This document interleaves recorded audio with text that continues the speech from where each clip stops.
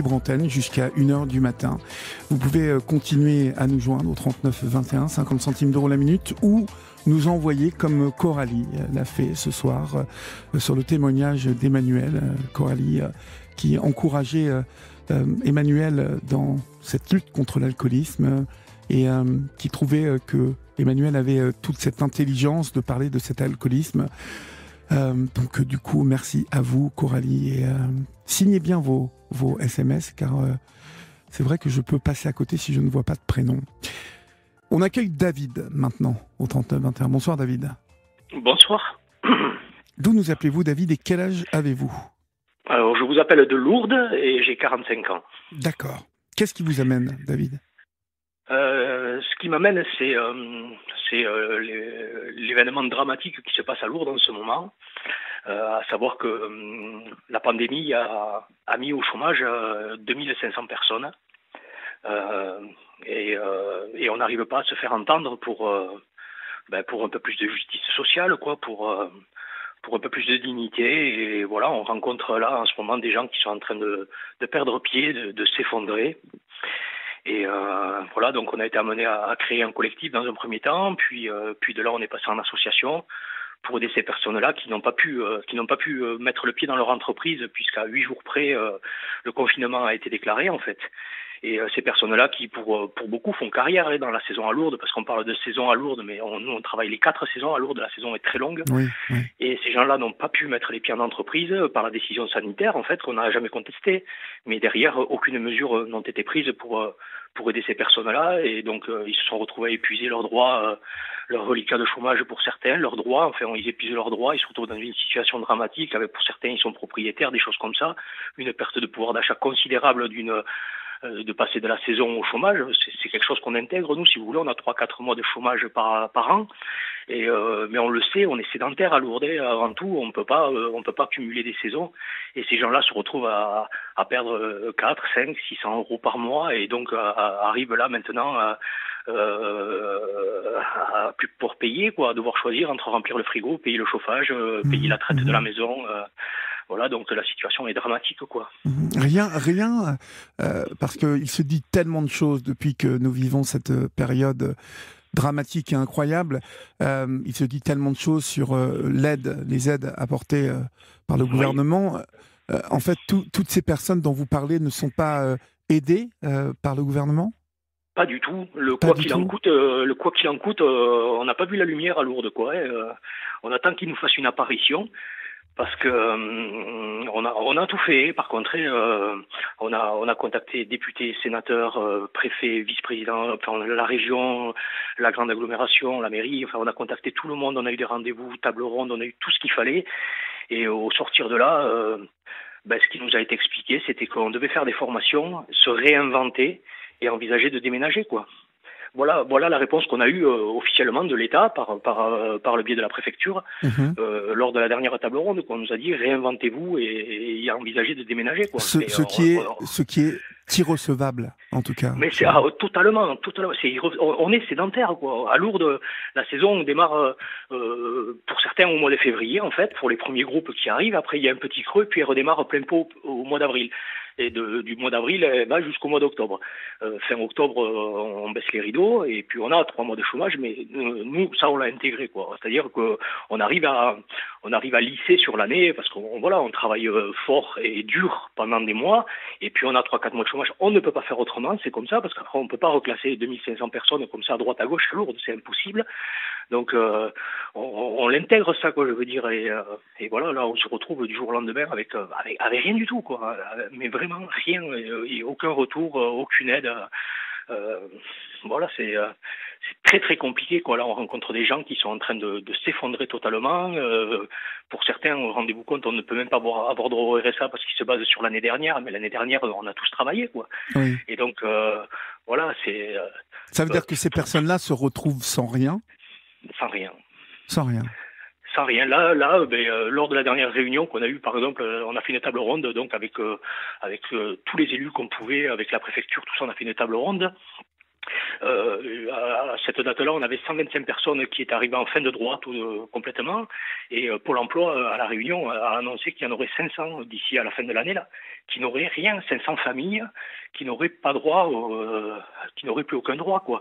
Et c'est inconcevable, ça. Et Quoi, je veux dire, lorsque vous vous retrouvez devant ces autorités, David, je suppose que vous leur demandez, alors, comment vont faire ces familles pour se nourrir, pour se vivre, quelle réponse on vous apporte à ça?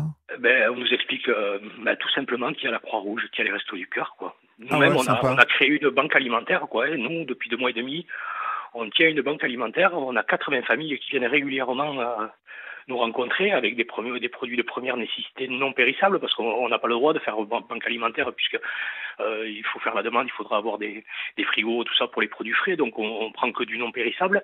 On a quand même 80 familles qui sont inscrites chez nous aujourd'hui, quoi. Et après on nous envoie donc vers les Restos du Cœur, Secours populaire, la Croix-Rouge, tout ça, qui eux-mêmes sont complètement débordés là en ce moment, quoi. Alors en France, parce que bon, je suis l'actualité, mais à Lourdes c'est impressionnant. Les chiffres sont impressionnants, quoi. Impressionnants.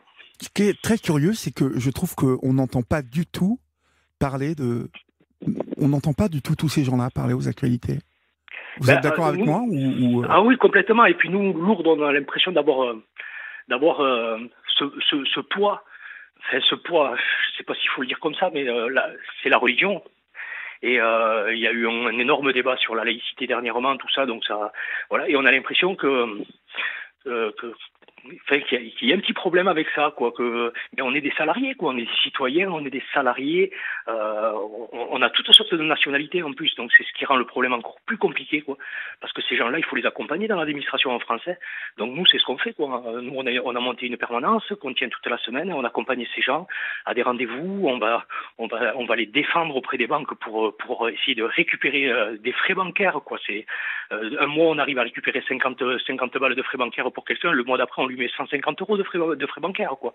Alors qu'on a expliqué la situation, des choses comme ça.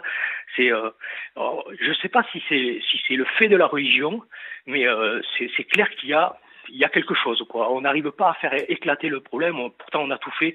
On a eu notre question a été soulevée quand même lors d'une question au gouvernement par la députée Janine Dubié. Après, face à elle, on avait Elisabeth Borne qui voilà. Enfin, moi, je suis assez clair avec la politique. Les éléments de langage, on en a marre, quoi. On en a marre. C'est-à-dire, oui, ils entendent, mais il y a rien qui se fait derrière, quoi. Il y a rien qui se fait, quoi. Rien qui se fait, ça veut dire rien du tout, à part vous, vos Ah non, rien du tout. Je veux vous dire, même la préfecture dernièrement fait un article au sortir de notre table ronde. Donc le préfet le lendemain fait un communiqué pour expliquer ce qui s'est passé. Ils expliquent avoir créé une cellule d'accompagnement. Mais rien du tout. Et je le dis, moi, c'est un mensonge. Il n'y a pas de cellule de... On appelle la préfecture aujourd'hui, les gens appellent, demandent qu'est-ce que c'est la cellule. Personne ne sait nous répondre.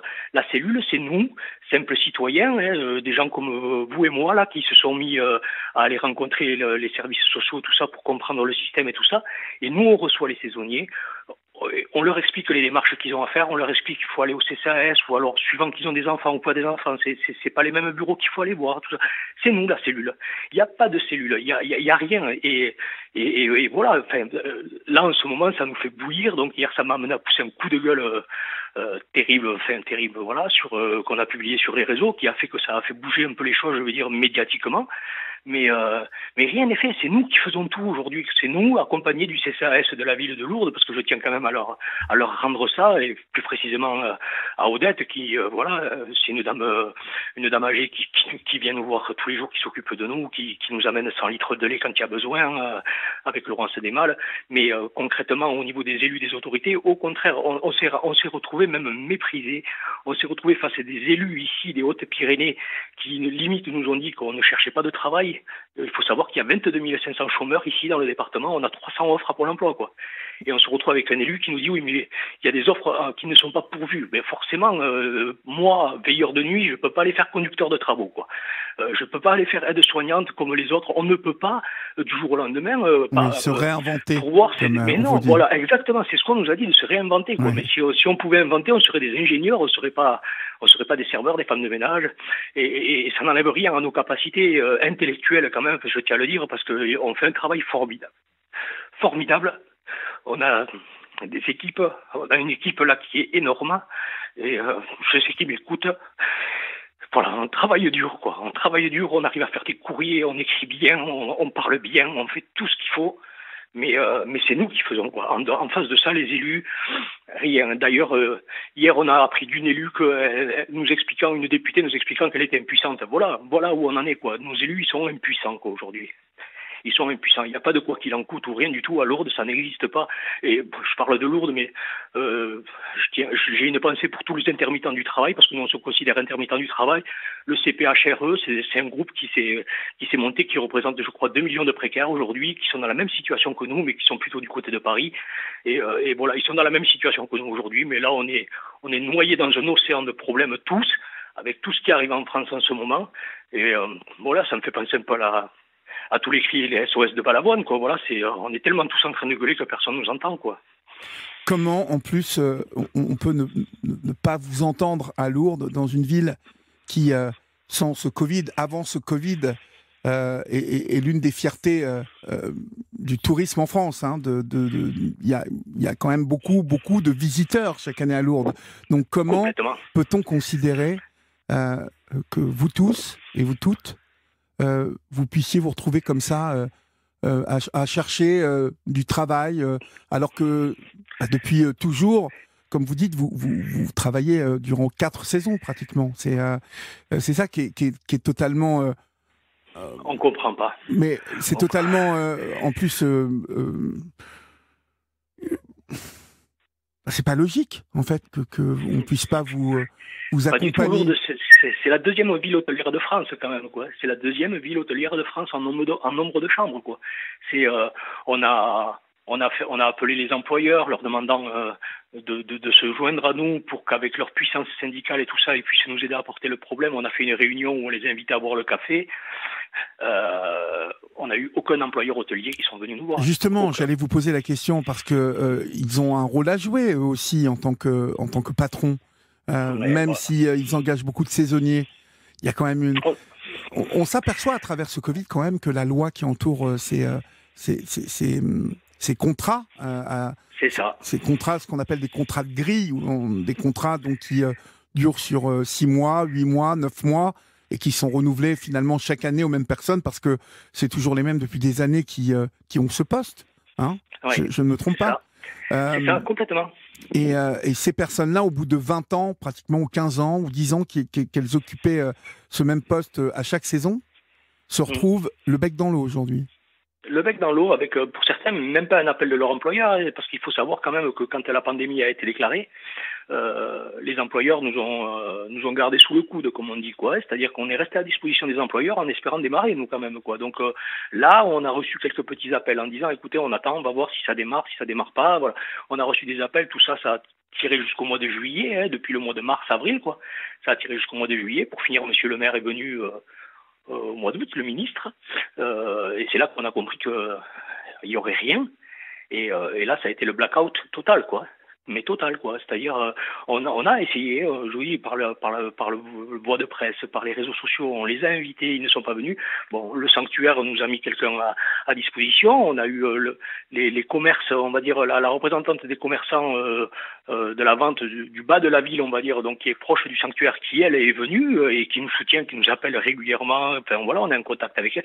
Mais au niveau des hôteliers et tout, rien du tout, quoi. Mais vraiment rien du tout. Après, là, on sait 2-3 hôteliers quand même qui prennent des nouvelles et tout ça, mais c'est tout. Enfin, je veux dire, si à un moment donné ils nous avaient mis leur machine aussi à disposition pour nous faire entendre, quoi, on se dit, mais mince, si on avait tapé tous ensemble du poing sur la table en disant, oh, on est là, mais non. Est-ce que la manière de taper sur la table aujourd'hui, David, qu'on commence à parler d'un vaccin depuis quelques jours, oui, et qu'on commence à entrevoir le bout du tunnel, est-ce que vous n'avez pas les moyens, tous, là, de menacer qu'au moment de reprendre le travail, si vous êtes des centaines on y a pensé. À refuser, on y a pensé, mais ça on est précaire. Oui, vous êtes précaire, c'est sûr que c'est prendre un risque. Ouais. C'est-à-dire, nous, quand on finit la saison, le patron, il s'engage à rien. Il s'engage oralement à nous dire, bon, la saison prochaine, on redémarre, mais concrètement, on n'a rien d'officiel, quoi. Là, 2-3 mois avant le début de la saison, ils nous contactent parce que, bon, ils recrutent en amont, quand même, pour avoir leur personnel à disposition. Donc, mais si quelqu'un aujourd'hui lève le doigt en disant toi, il prend le risque de ne pas être réembauché puisqu'il y a rien qui oblige le patron à le reprendre.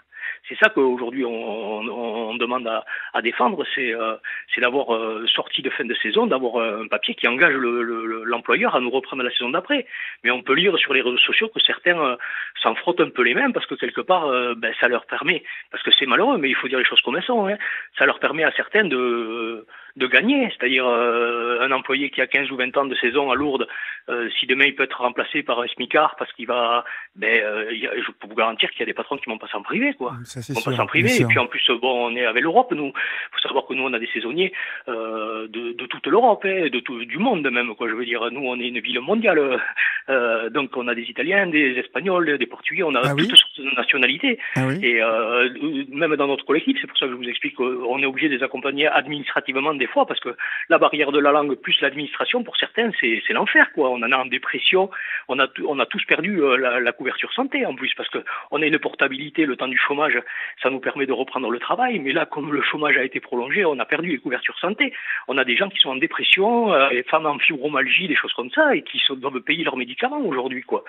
Donc voilà, on a aussi cette épée au-dessus de la tête qu'on peut ne pas être repris du jour au lendemain parce que voilà, ils n'ont aucune obligation légale envers nous, quoi. C'est grave, c'est dramatique et on veut que ça s'arrête, un truc comme ça, quoi, parce que déjà la saison prochaine s'annonce très très mauvaise. Les premiers pèlerinages sont plus ou moins décalés, voire annulés. Donc on sait que ça va mal redémarrer et voilà, c'est pas bon. On a des gens qui ont 30 ans de carrière là avec nous dans le collectif aujourd'hui, quoi. Voilà, on est pris 30 ans de carrière, mais précaire, toujours précaire. Tout le temps, parce qu'il n'y avait pas cette obligation légale de nous reconduire le contrat, quoi. Et c'est ça qu'on veut défendre aujourd'hui. On avait demandé à toucher le chômage partiel au même titre que tous les Français, parce que voilà, on estimait le mériter, parce que voilà, on était à 8 jours de mettre le pied en entreprise quand même. Alors ça, on a compris que ça allait être très compliqué, quoi. Là, on est en train de demander une année blanche au même titre que les intermittents du spectacle, mais personne ne nous entend, quoi. Mais bien sûr, il faut obliger les employeurs, quoi, à un moment donné, quoi. En quoi, en fait, des personnes qui sont reconduites chaque année, je ne sais pas moi, depuis 5 ans par exemple, oui. En quoi, même si cet emploi est saisonnier, donc 9 mois dans l'année, en quoi vous ne pouvez pas revendiquer l'assurance du poste et du contrat? Alors, j'ai pas été vraiment regardé moi dans les textes. Je crois qu'on peut éventuellement avoir un CDI à un moment donné, mais il est lissé sur l'année, on va dire. Voilà, c'est très très flou cette notion-là. Je veux pas trop m'avancer sur ce terrain-là parce que aucun employeur réellement ne le fait. Donc c'est qu'il y a quelque chose qui va pas là dans ça. Il faut les obliger, quoi. Je veux dire, il faut les obliger. Quand à un moment donné on nous renouvelle la confiance, parce qu'on travaille bien, quoi. Il faut les obliger à un moment donné de nous la renouveler officiellement, parce que c'est pas possible de vivre avec cette épée de Damoclès. Aujourd'hui, il faudrait se réinventer, il faudrait partir, déménager et tout ça. Il faut savoir que nous, comme on est sédentaire et qu'on est à Lourdes, niveau mobilité, on n'a pas forcément besoin d'une voiture. Donc souvent par famille, il n'y a qu'un véhicule. Oui. Là aujourd'hui, il faudrait un deuxième. Mais aller faire un crédit quand vous êtes au chômage aujourd'hui, impossible. C'est totalement impossible, quoi. Quand on entend ça dans une table ronde avec toutes les autorités, il faut garder son calme, je vous l'ai dit, quoi. Il faut garder son calme, quoi. Votre témoignage suscite beaucoup de réactions au 739-21. Fabien nous dit que cette cellule d'aide à la préfecture est une coquille vide à Lourdes ou comme ailleurs sur le territoire. Visiblement, ce schéma de coquille vide se multiplie partout en France. La détresse de cette situation est bien évidemment poignante, nous dit Agnès, qui soumet de pouvoir créer dans les mairies des cagnottes solidaires pour aider les travailleurs en détresse partout en France. Il y a une Lourdaise qui vous écrit, qui s'appelle Florence et qui est de tout cœur avec vous. Et enfin, Fabien qui nous reparle de Marseille, qui visiblement rencontre ce même type de problème et qui est de tout cœur avec vous aussi. On note dans tous ces ces messages, l'incompréhension des auditeurs sur des situations pourtant de travailleurs, c'est-à-dire de gens qui, et ça revient dans les SMS, de gens qui travaillent régulièrement chaque année et dur, avec une population qui souvent vante les mérites de ce secteur et de ces travailleurs. Voir que vous êtes laissé à l'abandon comme ça, c'est une surprise, ce dont vous nous parlez ce soir, David. C'est une surprise. Mais pas pour nous, parce qu'on la vit complètement. Non, mais c'est une surprise d'entendre que vous n'êtes pas accompagné, parce que il s'en dit des choses tellement, comme je disais. C'est ça, les effets d'annonce à la télé, quoi, les éléments de langage, quoi. Mais la réalité, c'est pas ça. Et la réalité, ce que je vous raconte aujourd'hui, on a la chance de passer à votre antenne et on vous en remercie. Mais je crois qu'il y a des millions de Français aujourd'hui qui sont là. Je vois la saison d'hiver, là, aujourd'hui, elle va sûrement prendre une claque. On va récupérer les saisonniers parce que nous, c'est Lourdes et la vallée. On est au pied des montagnes. On va récupérer aussi ces gens-là, certainement, quoi. Ils intègrent pas ça, quoi. Ils intègrent pas que le monde s'écroule. Et par leur faute, parce que là c'est leur faute. Je veux dire, à un moment donné, ils ont qu'à appuyer sur un bouton. Ce n'est que des mathématiques. Et pour les politiques aujourd'hui, la politique pour moi c'est des mathématiques. Aujourd'hui, le problème de Lourdes, le problème de beaucoup d'autres, c'est des mathématiques. Quand on entend parler de plans à 100 milliards pour la relance, des choses comme ça, là demain ils vont discuter la mesure 21 pour Lourdes. Donc, puisque en dernier recours du plan de relance tourisme, là il y a eu 100 milliards qui ont été posés, et donc on a intégré Lourdes dedans. Mais nous ne sommes pas invités à la réunion, je vous le dis de suite. Nous ne sommes pas invités à la réunion, quoi. Il y a eu près de 500 millions qui ont été mis pour la Corse. Nous, on ne sait pas combien de millions. Nous, ce qu'on va demander, c'est la transparence. Parce que nous, on a des familles qui sont en train de crever aujourd'hui. Et on sait qu'il y a des personnes aujourd'hui qui vont certainement se gaver derrière ce plan, ou se gaver, ou au moins survivre. Et je suis désolé, on est à Lourdes, et là, je vais parler de religion, c'est le partage, quoi. C'est le partage, quoi. Il y en a marre, quoi. Il y en a marre. Je comprends parfaitement votre désarroi, et en plus je voudrais pouvoir vous donner des solutions, mais je n'en ai. J'entends, mais déjà qu'on nous laisse parler médiatiquement, parce que nous on doit reprendre la main médiatiquement, parce qu'on ne peut pas laisser le préfet raconter ça. Alors, on ne peut pas laisser des hôteliers. Un syndicat hôtelier se vanter de sonner partout, de faire tout ce qu'il peut et tout ça, et qu'en fait ce monsieur-là ne fait rien. Là, médiatiquement, et nous, dans la presse, on a besoin de reprendre la main pour dire la réalité, pour montrer aux gens ce qui se passe réellement, et qu'aujourd'hui, il y a des gens qui se cassent la gueule, il y a des familles qui souffrent, il y a des familles qui s'effondrent, on arrive à la fin de l'année, et voilà, nous, on repart 50 ans en arrière, parce que ça va être des oranges au pied du sapin pour nos enfants. Et ça va être bien évidemment compliqué. Mais si je relativise avec Noël, mais... On va continuer à en parler, David, on va faire une petite pause, et vous restez en ligne, Parfait. Et puis je vous retrouve dans quelques instants. À tout de suite. Merci beaucoup.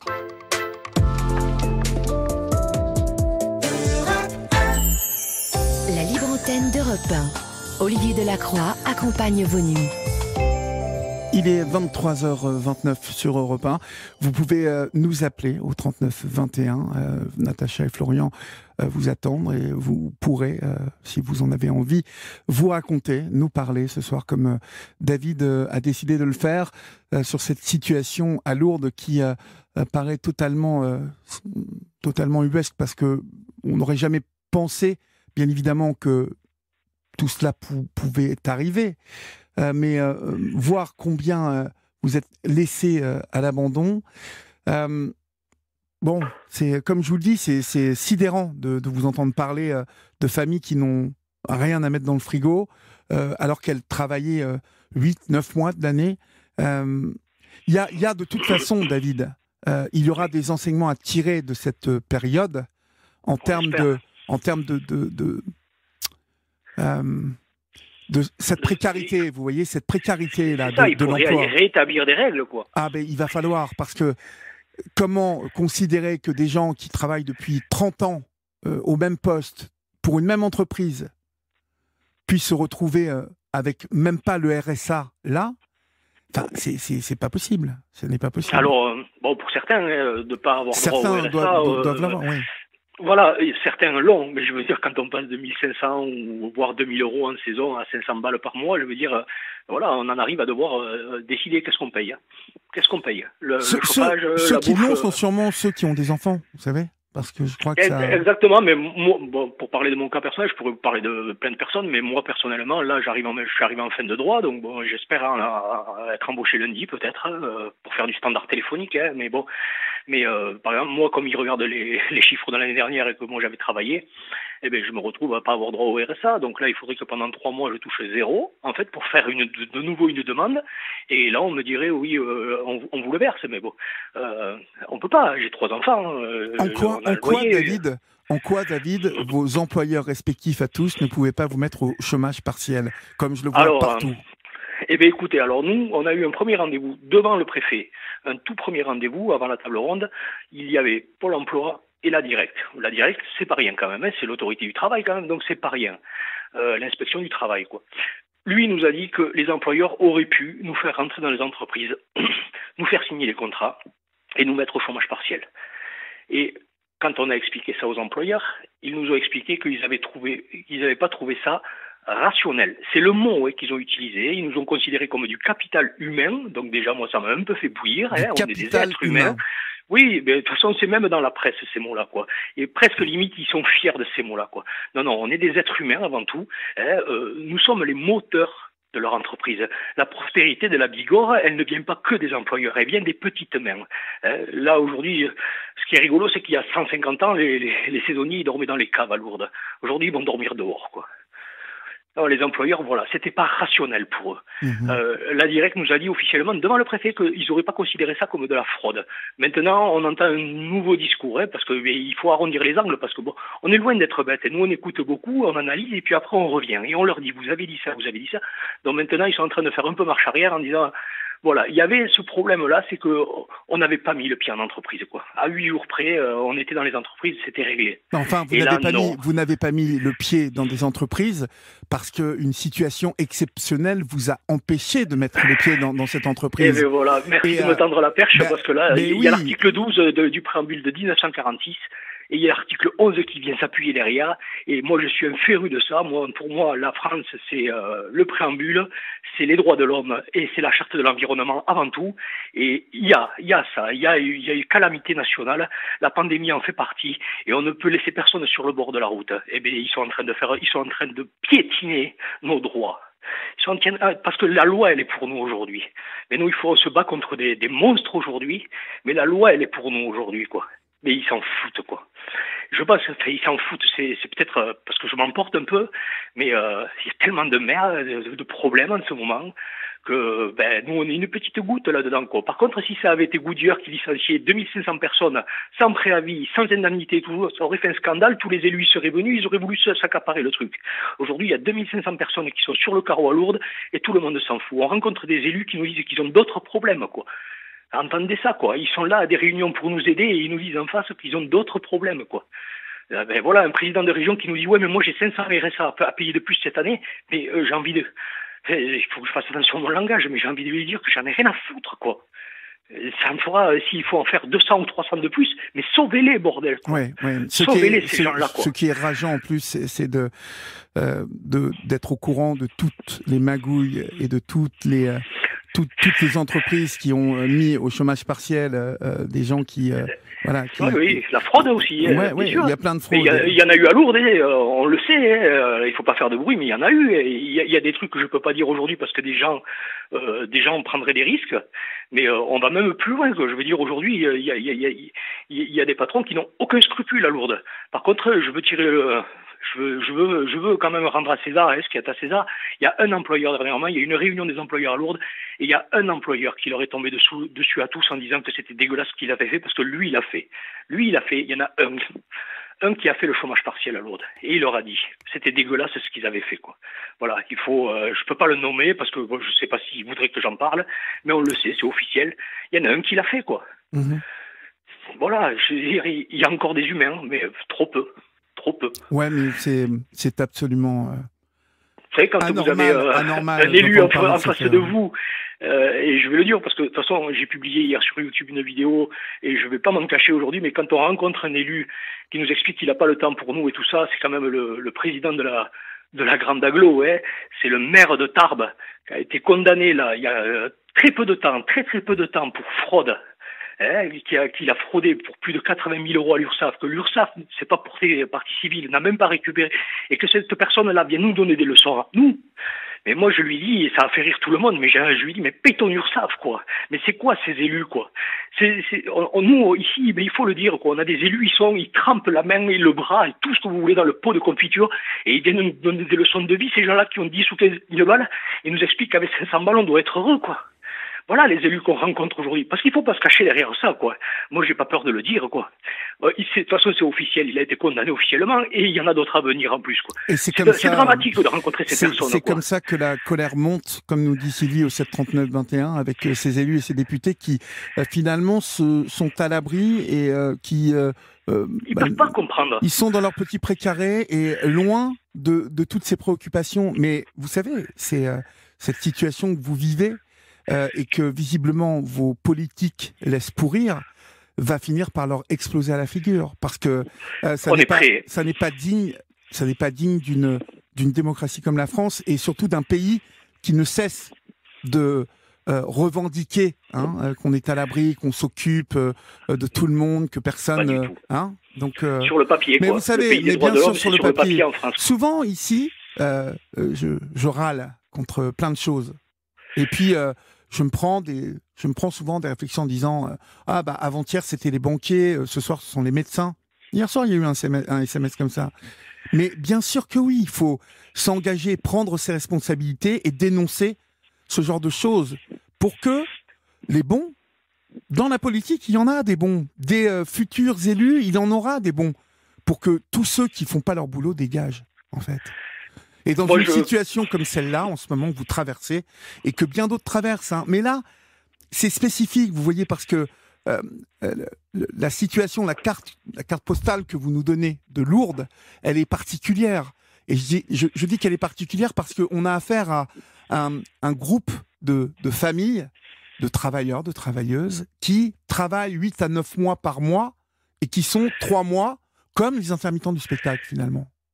C'est ça. Et qu'on laisse tomber. C'est ça. Moi, je carbure. Voilà, il y a des phrases, il y a des citations qui m'aident un peu à relever la tête des fois. Et hier encore, je publiais que la responsabilité de chacun, elle incombe à 2 choses dans la vie. Vouloir savoir et oser dire. C'est le regretté Abbé Pierre qui disait ça. Mais c'est ça qu'on doit faire aujourd'hui. On doit se lever et on ne doit pas avoir peur de parler, quoi. Exactement. On doit le dire, quoi. Prendre ses responsabilités, comme vous le dit Clotilde, face à ceux qui n'ont aucune conscience de votre détresse, eh bien, il faut montrer du doigt le décalage entre tous ces gens qui sont censés normalement vous défendre vos droits. Ils sont élus pour ça. Ils sont élus pour ça, bien évidemment. Vous savez, dernièrement, sur les réseaux sociaux, il faut imaginer ça aujourd'hui quand même, quand on voit le Covid, quand on voit les drives Covid qui sont en train de se faire un peu partout, où les gens ils attendent avec les files d'attente et tout ça. Donc à Tarbes, ils n'ont rien trouvé de mieux que faire une inauguration pour le drive Covid. Et la personne que je vous parlais tout à l'heure, elle est en photo en train de bouffer des petits fours et des ananas, quoi. Non mais dans quel monde on vit, quoi? Dans quel monde on vit quand les gens ils crèvent la dalle et qu'eux ils vont se faire une réception pour ouvrir un centre Covid, quoi? Mais dans quel monde on vit, quoi? Écoutez, c'est une honte, quoi. David, j'espère que votre message ce soir aura été entendu et résonnera dans les foyers de Lourdes et les foyers aussi de toutes ces personnes qui, j'espère, auront l'écho de votre intervention de ce soir.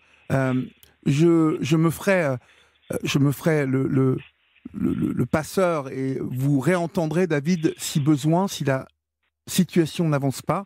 Vous savez que vous pouvez compter sur moi, sur mon équipe ici. Mais vraiment, merci, quoi. Pour que les choses avancent, parce que ça ne peut pas rester comme ça. Ça vraiment, n'est pas, merci. J'espère ça n'est pas digne. Ça n'est pas digne. J'espère vraiment qu'au travers de moi, parce que ça fait toujours du bien de parler, hein, vous en savez quelque chose, et j'espère qu'au travers de moi, j'aurais pu soulager quelques personnes et leur dire qu'ils sont pas seuls, qu'on a une permanence qui est ouverte, et voilà, on peut souffrir ensemble et passer des bons moments quand même, quoi. Et puis, il y a aussi tous ceux qu'on n'entend pas beaucoup non plus. Je pense que Lourdes et la région est dotée de beaucoup de gens qui sont très à l'aise.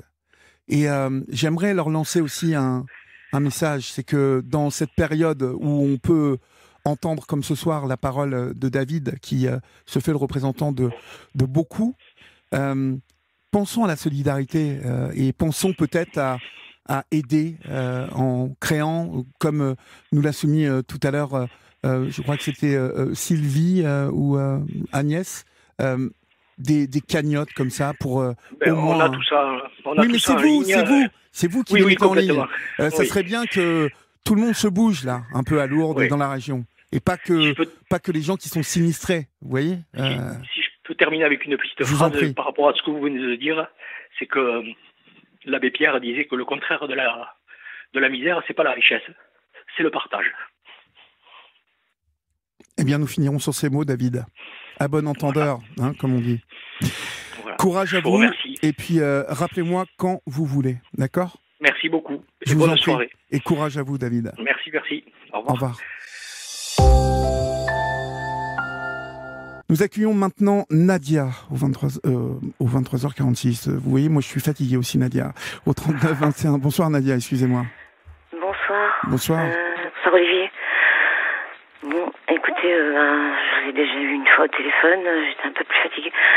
Je suis très touchée par le témoignage de David, parce qu'en fait, effectivement, je trouve qu'ils ont quand même oublié la misère en France. Enfin bon, actuellement, pendant le Covid, ils ont oublié les gens dans la précarité, c'est très difficile pour eux, quoi, j'imagine. Moi, je m'en sors plus ou moins, parce que j'ai une famille